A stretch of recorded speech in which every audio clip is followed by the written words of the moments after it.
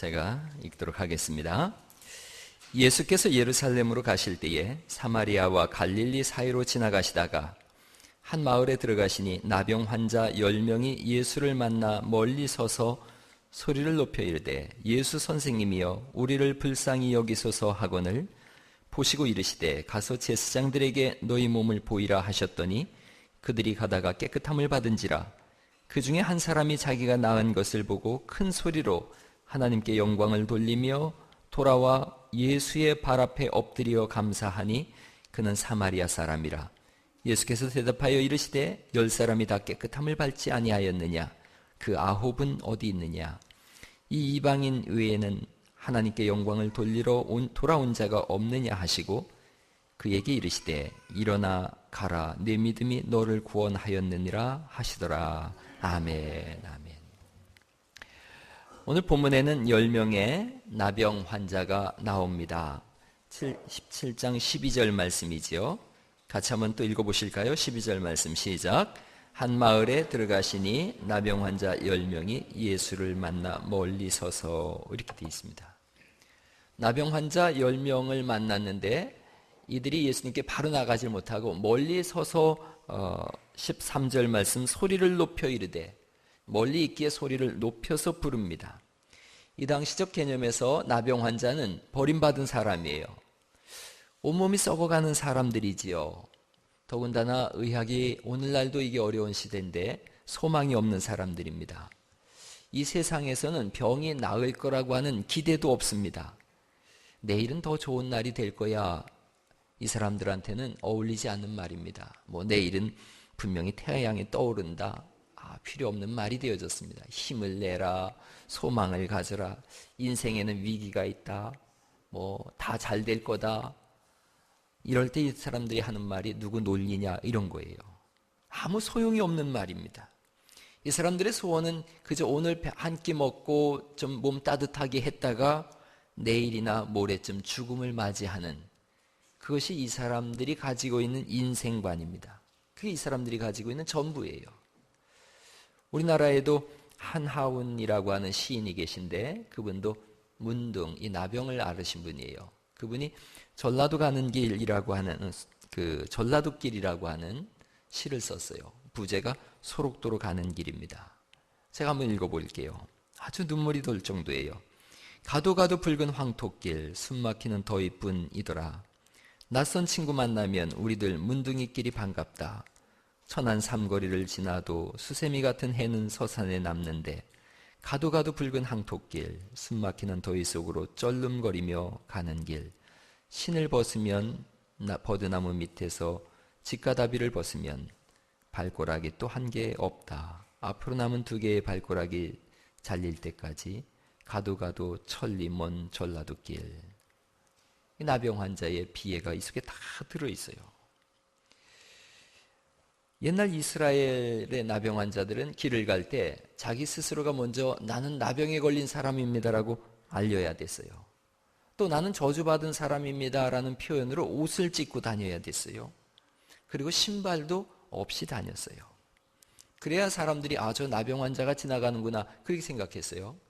나병 환자하고 자기가 몸을 이렇게 부딪히면 이렇게 접촉이 일어나면 그 나병 환자의 저주가 내게로 옮겨온다라고 생각했기 때문에 나병 환자가 가는 길이 따로 있었어요.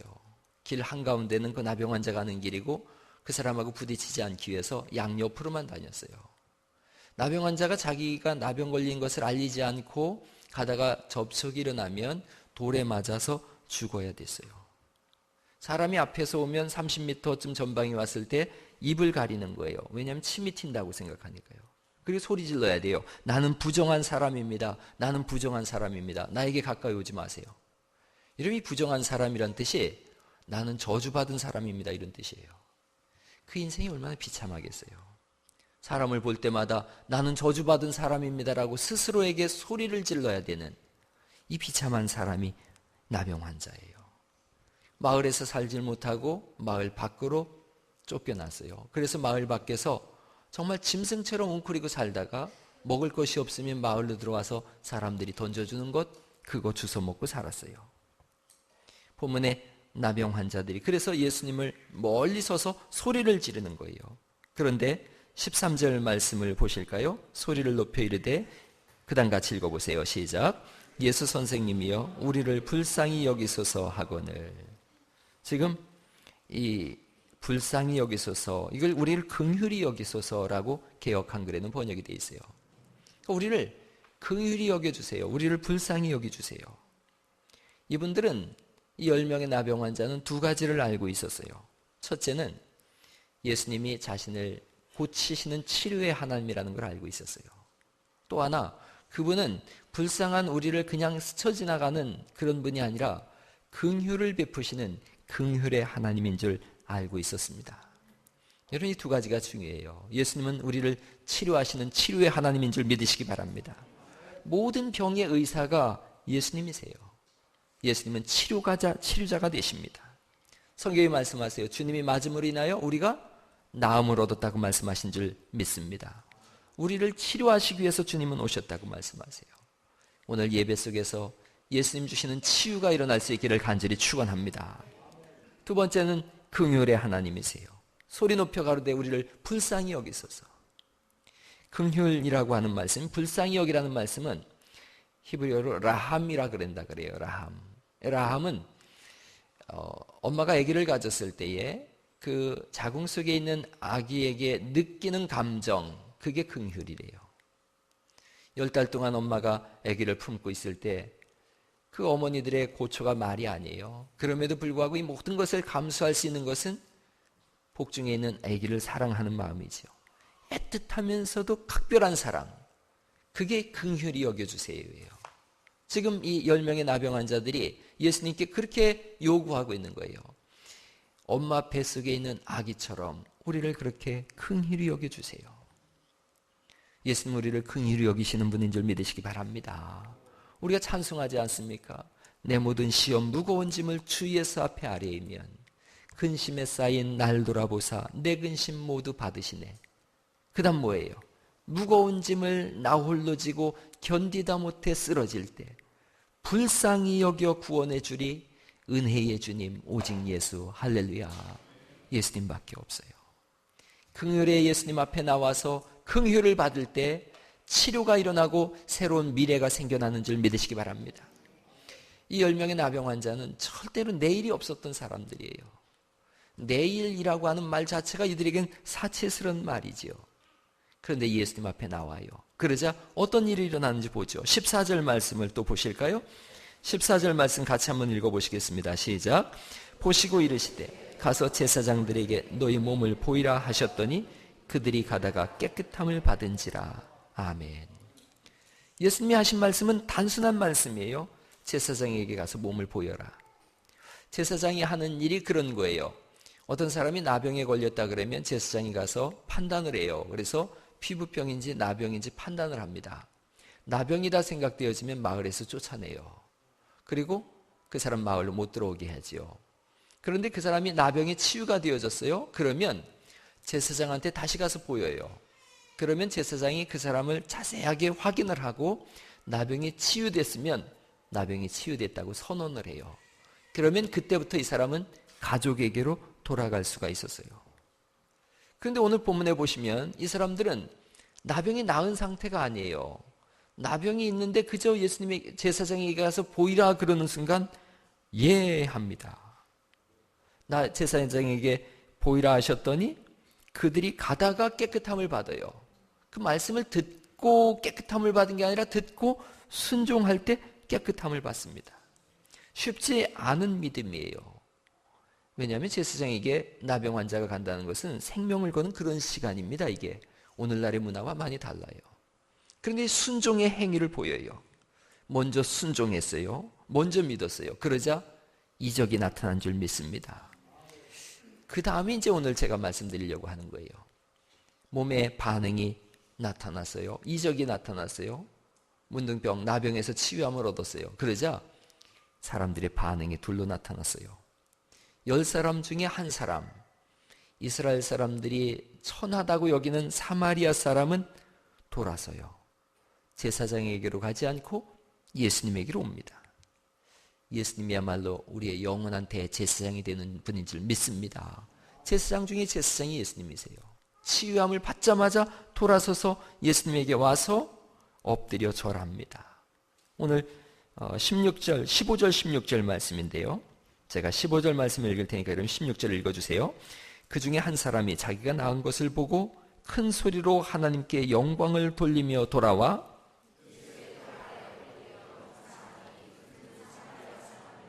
그렇습니다. 낳은 것을 보고 큰 소리로 하나님께 영광을 돌리고 그 다음이 중에 돌아와요. 예수님에게로 돌아와서 발 아래 엎드려 그 다음 뭐 해요? 감사하는 사람입니다. 감사. 똑같이 은혜를 받았어요. 그런데 9명은 제각기 흩어져 가버렸어요. 은혜를 똑같이 받고 응답이 하나님 앞에 이루어졌는데 반응이 다 다르더라는 거예요. 어떤 사람은 하나님 앞에 감사합니다. 어떤 사람은 쉽게 잊어버리더라는 거예요. 17절 말씀을 보시면요. 예수께서 대답하여 이르시되 10사람이 다 깨끗함을 받지 아니하였느냐? 그 9은 어디 있냐?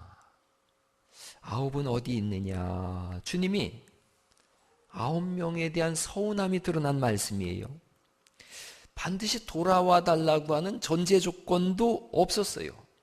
또 의무사항도 아니에요. 예수님께로 돌아와야 된다 뭐 그런 의무도 아니에요. 그런데 돌아와서 하나님께 영광 돌리고 예수님 앞에 감사를 표하는 이 사람을 보면서 예수님이 속마음을 말씀하세요. 9명은 어디 있느냐 그러세요. 그리고 이 돌아온 한 사람을 보고 어떤 일을 했는지를 18절에 이렇게 말씀하세요. 18절 말씀 읽어볼까요? 시작. 이 이방인 외에는 하나님께 영광을 돌리러 돌아온 자가 없느냐 하시고. 그러니까 하나님께 영광 돌리는 방법이 뭐냐? 예수님께로 돌아오는 것인 줄 믿습니다. 예수님께 돌아와서 감사하는 것을 보고 하나님은 영광을 받으시는 거예요. 하나님께 영광 돌린다는 것이 뭐냐? 즉각적으로 돌아오는 거예요. 옷이 이 문둥이가 나병 환자가 입은 옷은 찢어지고 더러운 옷이에요. 그런데 주님이 그걸 뭐라고 하지 않으세요. 더러운 옷을 입었어도 돌아와야 된다는 거예요. 온몸에 얼마나 냄새가 나겠어요. 그럼에도 불구하고 괜찮다고 말씀하세요. 나병 환자 아무것도 없어요. 그런데 예물이 없어도 괜찮다는 거예요. 다만 은혜를 깨닫고 그 은혜를 어떻게 감사할까 하고 그대로 돌아오는 거예요. 그 모습 그대로 돌아오는 이 사람을 보고 하나님께 영광을 돌린다 그러시면서 예수님은 그것을 기뻐하세요. 9명의 나병 환자들도 나름대로 다 사연은 있었을 거예요. 제사장에게 보이라 그랬으니까 그 말씀 그대로 순종해서 간 사람도 있을 거고, 아유 예수님 고쳐주셨으니 좋은 옷이라도 입고 가야 되겠다 그런 사람도 있었을 거예요. 예물이라도 좀 들고 가야지 뭐 그런 마음 먹은 사람이 왜 없었겠어요. 일단은 가족들 보고 그 다음에 찾아가야 되겠다 그럴 거예요. 우리는 너무 복잡해요. 예수님이 가르쳐 주시는 것이 있어요. 단순히 하나님 앞에 나와서 감사할 수는 없겠느냐는 거지요. 감사하는 마음을 하나님 앞에 단순히 나와서 표현할 수는 없겠느냐. 감사는 즉각적으로 우러나오는 마음이지 미루어서 감사할 수는 없습니다. 여러분 하루만 미뤄도 마음이 달라져요. 그저 바로 즉시 감사가 있어야 되죠. 수술하고 입원해서 고생하고 계실 때는 마음에 그런 생각 들어요. 병원에서 나가게 되면 바로 하나님께 가서 기도드리고 영광을 돌려야지 그런 생각합니다. 그러나 퇴원하고 열흘 한 달 지나고 나면 그 마음이 사라져요. 사람들이 언제 제일 절실할 때냐? 수술실 들어갈 때 제일 절실하대요. 그리고 언제 제일 감사하냐? 수술실 나왔을 때 제일 감사하대요. 그걸 언제 잊어버리느냐? 퇴원할 때 잊어버린대요. 우리는 너무 짧아요. 기도하려고 했는데 때가 지나서 못할 때가 얼마나 많은지 몰라요. 때론 어느 날 감동이 와서 감사헌금 해야지. 근데 그 시간에 하지 않으면 못하게 되는 걸 봐요. 미루다 보면 돈이 안 생기고요. 또 돈이 생기면 또 쓸 데가 너무 많아요. 자기도 모르게 그렇게 되어져요.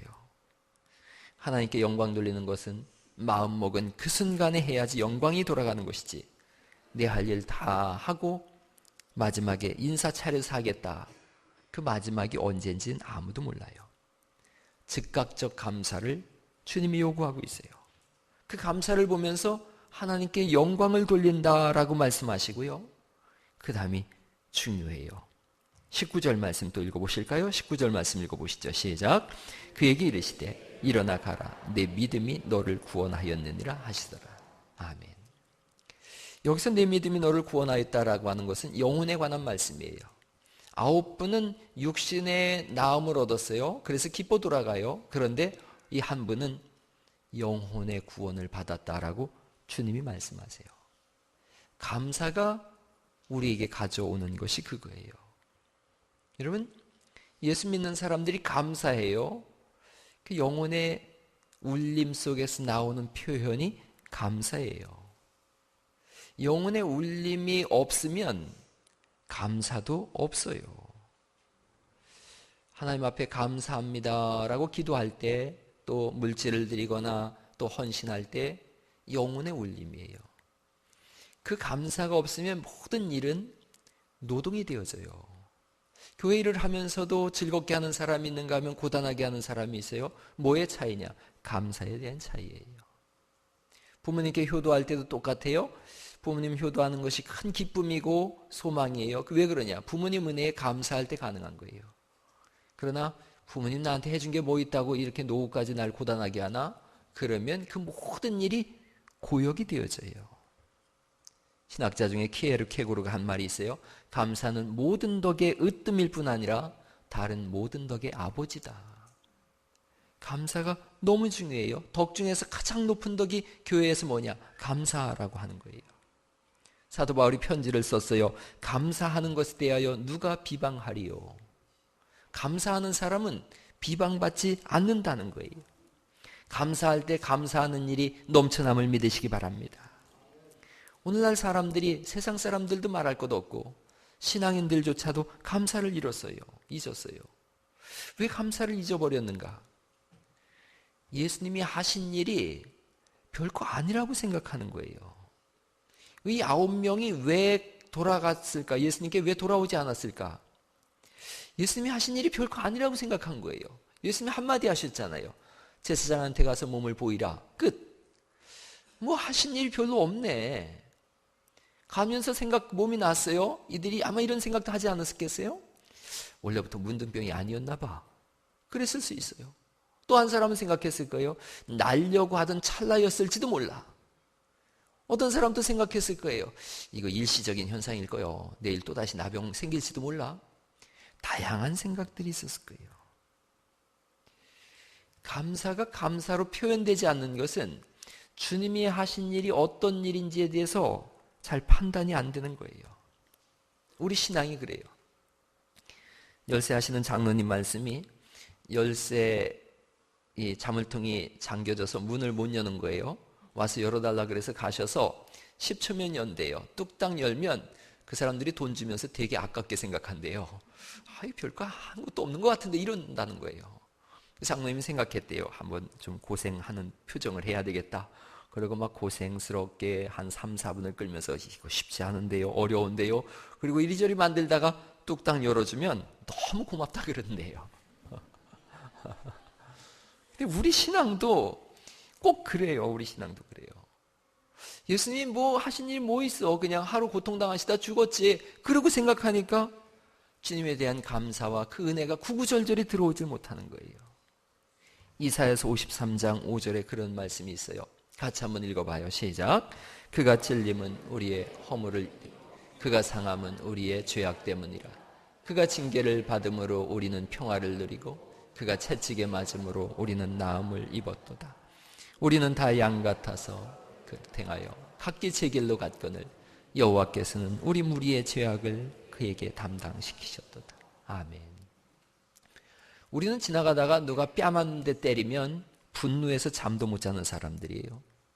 그런데 예수님이 우리의 죄를 대신해서 창에 찔리고 상하고 징계를 받고 가시면류관을 쓰고 온몸에 피와 물을 다 흘리시고 심장이 관통당해서 우리의 죄 때문에 죽으셨는데 그거에 대해서 구구절절히 현실감이 없이 다가오질 않는 거예요. 그게 뭐 예수님이 하신 일이 뭐 엄청난 일이겠어요. 이렇게 생각하더라는 거예요.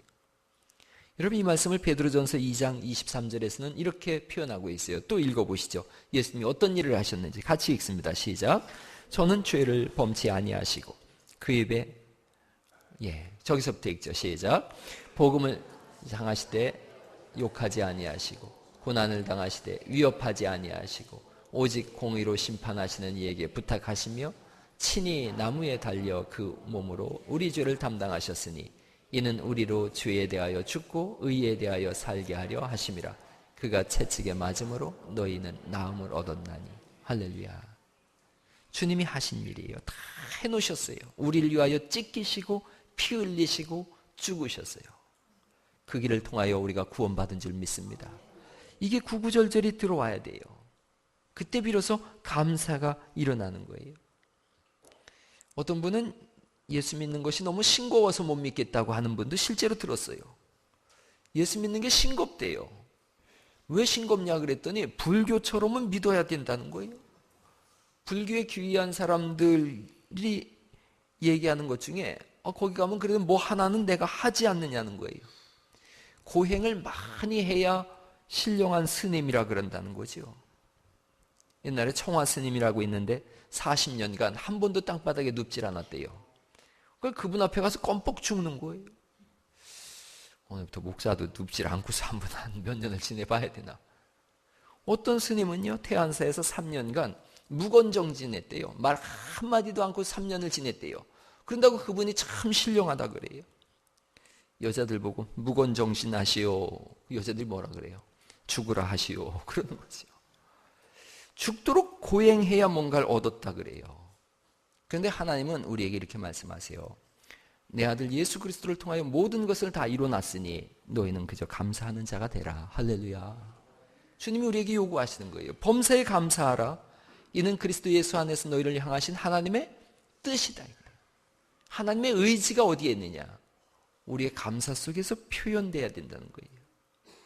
우리가 할 일을 다 해놓으시고 우리에겐 감사하라 그러세요. 여러분 고행할 생각하지 마시고 감사할 수 있기를 간절히 바랍니다. 신앙인의 입속에 가장 중요한 말이 뭐냐? 감사예요. 어느 자매님이 가게가 안 되는 거예요. 예수 안 믿는 사람들이 비웃어요. 마수도 못 채워요. 목사님 기도해 주세요. 그랬더니 목사님 가서 기도했대요. 가게가 잘 안 됩니다. 그러나 감사합니다. 마수도 못 채우니 얼마나 고맙고 감사한지요. 그러면서 기도를 했어요. 사람들이 비웃습니다. 그래서 감사합니다. 자매님 속이 상했어요. 며칠 뒤에 넘어져서 팔이 부러졌답니다. 목사님 기도해 주세요. 가서 또 기도하는 거예요. 하나님 가게가 잘 안 되고 마수도 못 채우고 팔까지 부러져서 감사합니다. 그랬어요. 화가 났지요. 오늘날 목사가 그렇게 기도하면 당장 교회 옮길 거예요. 며칠 뒤에 울면서 왔답니다. 가게를 넘기게 생겼다는 거예요. 성령님이 또 감동을 주시는 거예요. 그리스도 목사님 또 기도하는 거예요. 감동 주시는 대로 기도하는 거죠. 가게가 잘 안 되고 마수금도 못 채우고 팔도 부러졌는데 이제 가게까지 넘기게 되었으니 참 감사합니다. 그랬어요. 이분이 속이 상해서 말도 안 하는 거예요. 목사님도 걱정이 많지요. 며칠 뒤에는 이제 가게를 팔았다고 11조를 하러 왔는데 울상인 거예요. 기도를 해주고 이제 이분이 다른 장사를 하는데 조금씩 좋아졌다 그래요. 그런데 몇 주 뒤에 와서 싱글벙글 하는 거예요. 가게 자리로다가 도로가 나서 다른 가게들 다 정리하라고 나라에서 그랬는데 자기 가게 먼저 팔아가지고 비싸게 팔아서 큰 이득 봤다 그러더래요. 그러면서 사람들이 예수 안 믿는 사람들은 정말 좀 다르다고, 예수 믿는 사람들은 다르다고 그렇게 얘기하더래요. 가게를 팔게 하시려고 하는데 안 되니까 가게가 자꾸 안 되게 하고, 그래도 안 파니까 팔까지 부러지게 하고, 그래서 이제 비싸게 팔았다고 그러면서 감사하더랍니다. 뭐 이게 잘 되든 안 되든 그런 내용인 거예요. 몇 수 앞을 내다보면 감사하지 않을 일이 없어요. 그 몇 수 앞을 미리 내다보시는 하나님께 감사하는 은혜가 있기를 간절히 바랍니다. 그저 바보처럼 하는 거예요. 감사합니다 하는 거예요. 바보처럼. 몇 주 전에 우리 교회 집사님이 교통사고를 당했어요. 신호를 위반한 차가 와서 들이받았어요. 차는 폐차됐는데 손가락 조금 다치셨어요. 많이 안 다쳤다고 감사하시더라고요. 퇴원을 했어요. 며칠 좀 더 있으면 좋겠는데 퇴원을 하셨어요. 그리고 왔더니 이번엔 뒤에서 트럭이 와서 또 차를 받았어요. 그래서 다시 병원에 입원을 하셨어요. 제가 갔더니 두 가지 얘기를 하시더라고요. 쉬라고 하는데 안 쉬었더니 하나님께서 쉬게 하셨다고, 그래서 감사하다 그러고요. 자기가 잘못한 일이 무엇인지를 돌아보게 하셨다고, 그래서 또 감사하다고 그래요. 한번 옆 사람한테 얘기해 보세요. 감사가 정답입니다. 그렇습니다. 감사가 정답이에요. 우리나라 사람들 마음속에 가장 오래도록 들어와서 살고 있는 귀신이 하나 있는데, 그 귀신이 무슨 귀신인지 아세요? 죽겠네 귀신이에요. 죽겠네 귀신. 이래서 죽겠네 저래서 죽겠네. 누가 잘 되면 눈꼴 씌어서 죽겠네 그래요.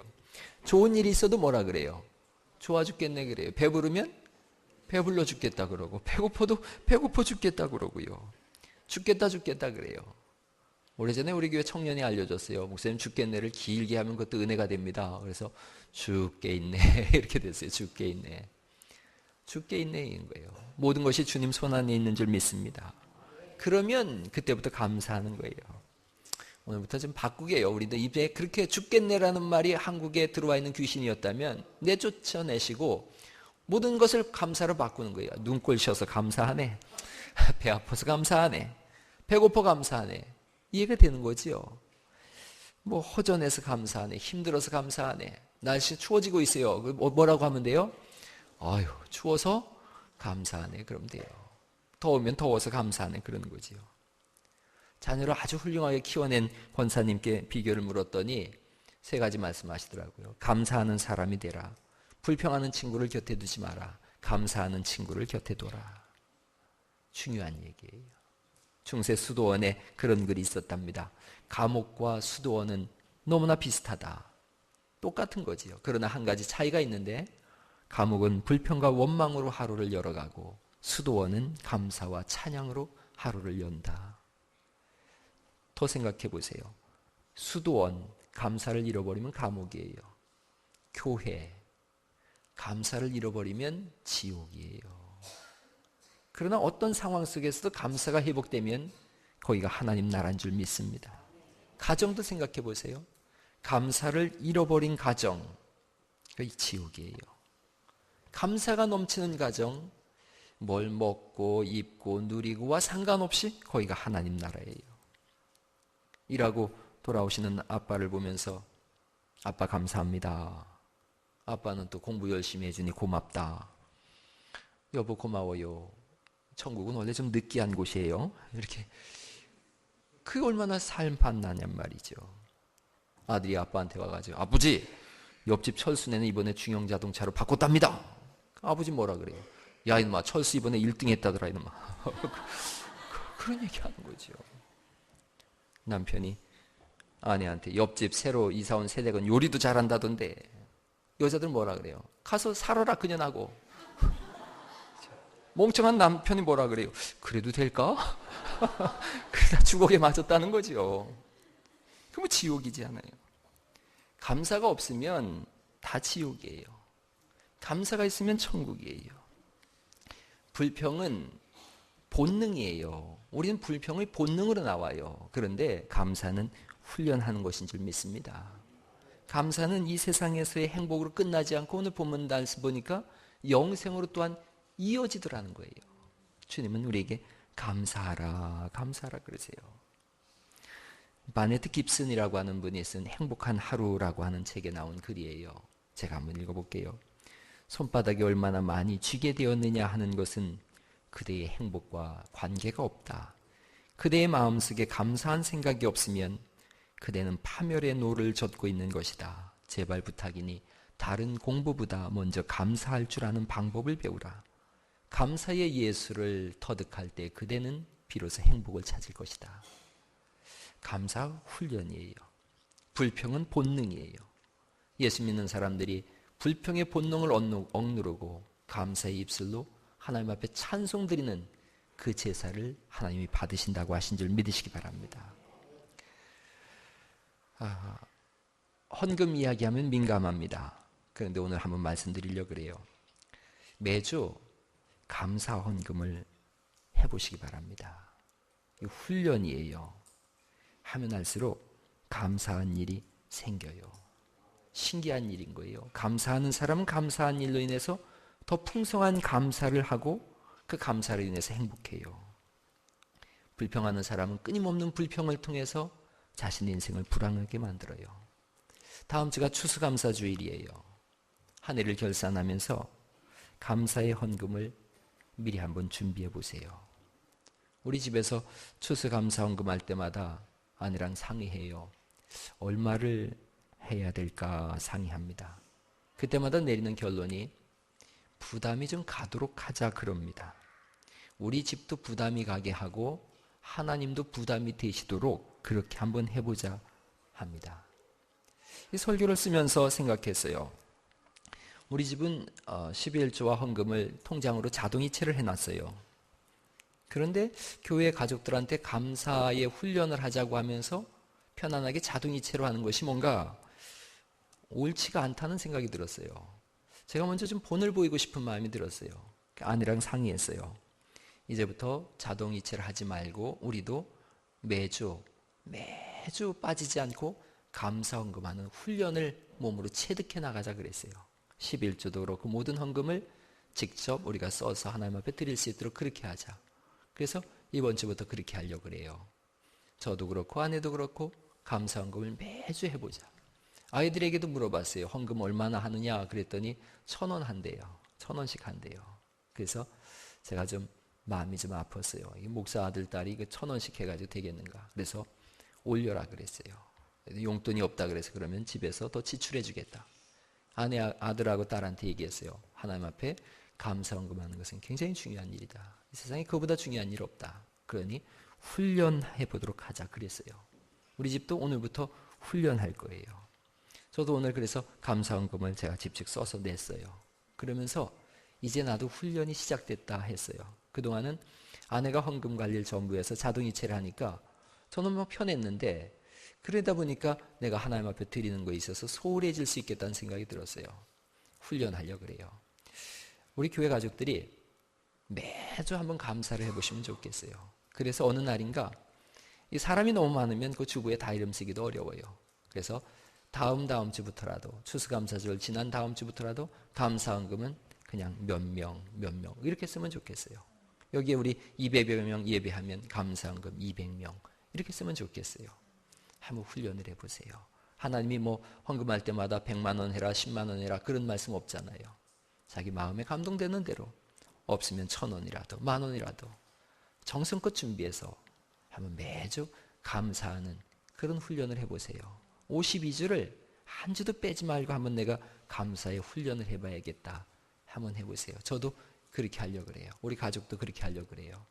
우리 사랑하는 갈릴리 가족들 그런 훈련을 하셔서 주님이 어느 날인가 그 나머지 9 어딨냐라고 하는 그런 애타는 마음이 아니라 10명 다 왔네 하는 흡족한 마음을 주님이 품을 수 있도록 우리 함께 훈련하시기를 예수님의 이름으로 축원합니다.